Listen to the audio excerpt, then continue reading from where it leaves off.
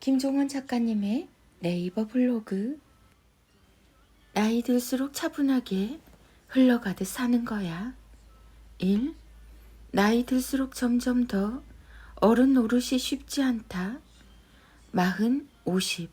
그렇게 나이 들수록 사는 게 익숙해질 거라고 믿었는데 잘 사는 건 나와 너무나 먼 이야기였다.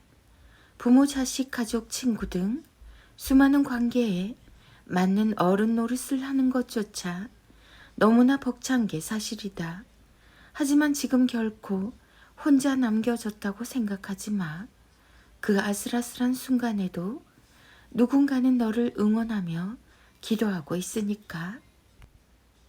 잘 사는 것도 중요하지만 그냥 사는 것만으로도 너는 정말 잘하고 있는 거야.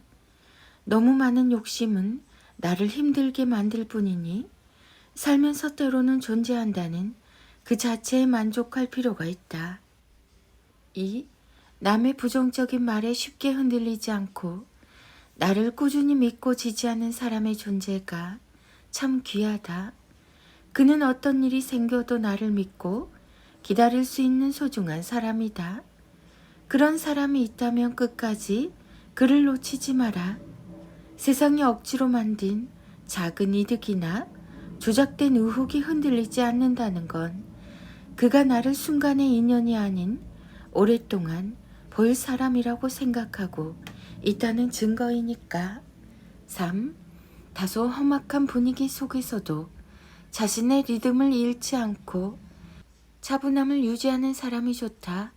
그는 남에게 관심이 없는 사람이 아니라 삶의 원칙이 분명해서 쉽게 흔들리지 않는 사람이기 때문이다.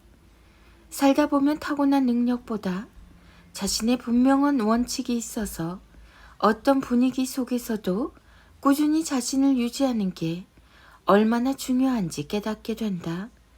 세상에 자신을 꾸준히 유지하지 않고 해낼 수 있는 건 별로 없기 때문이다.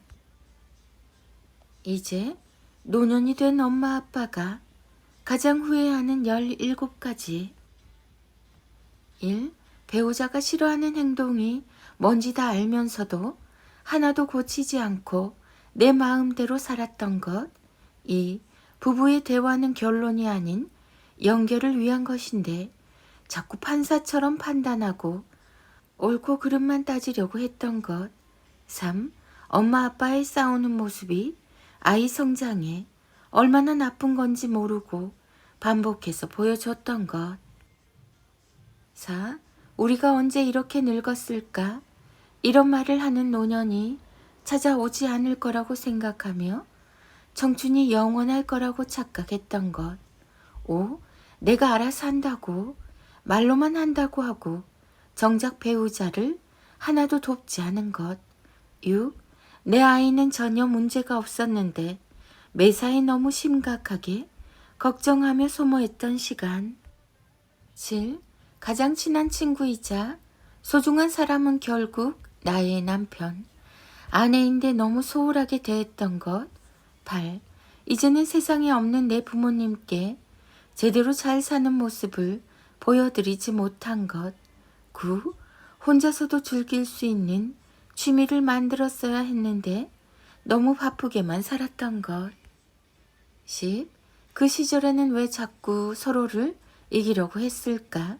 우리는 승부가 아니라 사랑하려고 결혼한 건데.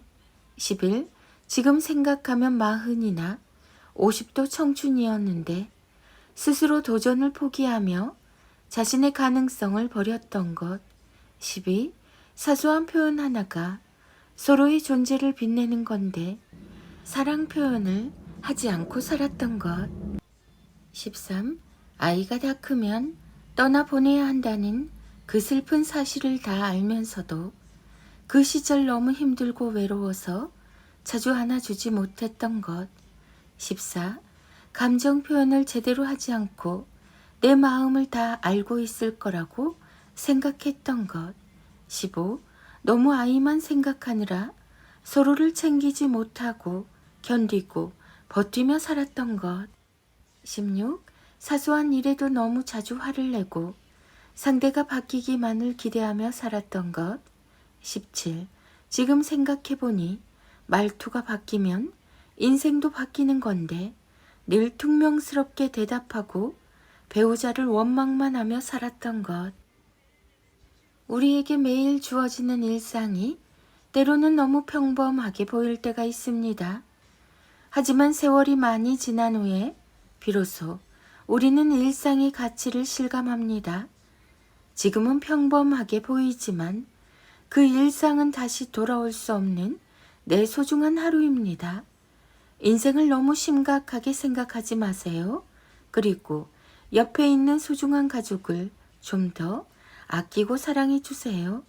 엄마 아빠의 행복한 모습을 보며 아이는 세상을 살아가는 방법을 배웁니다.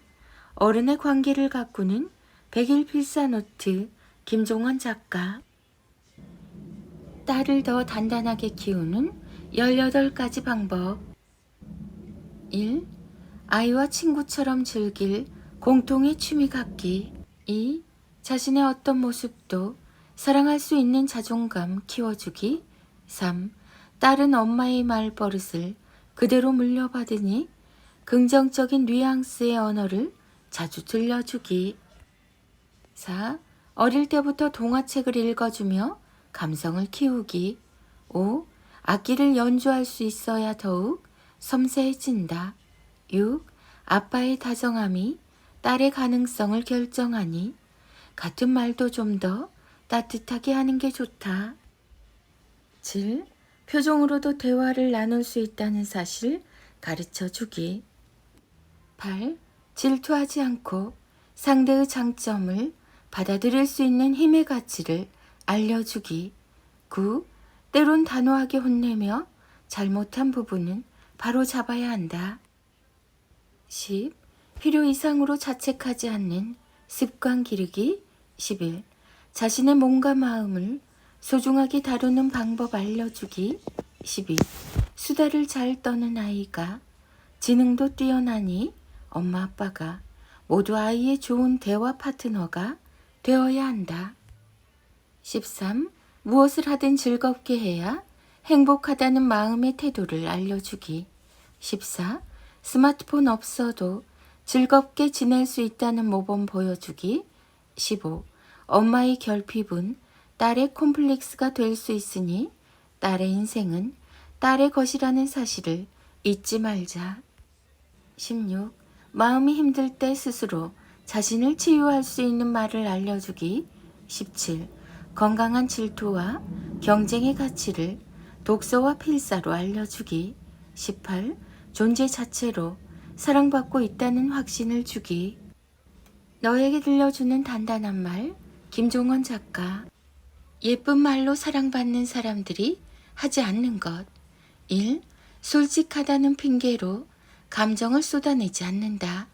2. 생각을 직설적으로 내뱉지 않는다. 3. 교묘하게 비꼬지 않는다. 4. 명령조의 말을 하지 않는다. 5. 틀리다는 말을 습관적으로 하지 않는다. 6. 부정어를 최대한 사용하지 않는다. 7. 상대를 쉽게 판단하거나 단정하지 않는다. 같은 상황에서도 미움을 받거나 사랑을 받는 사람이 따로 있다. 일상과 마음 속에 예쁜 것만 남기자. 예쁜 말 습관을 갖는 것만큼 내게 무해한 이득을 주는 건 없다.